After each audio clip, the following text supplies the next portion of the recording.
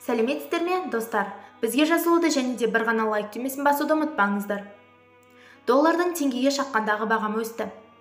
Кассе қор нарқындағы күндізгі сауда-саттық қорытындысы бойынша доллар бағамы 4,5 теңге қымбаттады. Бір ақш долларының орташа бағамы 463,55 теңге.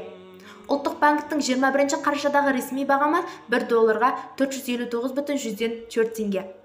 Курс.кз мәліметінше, қазіргі уақытта Алматының ақша айырбастар пункттерінде доллардың сату бағамы 463,15 теңге, сатып алу 467 теңге.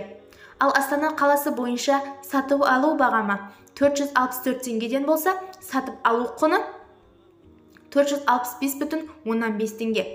Ресей рублі 7,137, 7,143 теңге аралығында саудаланып жатыр. Бізді тамашалауды жалғастырыңыз.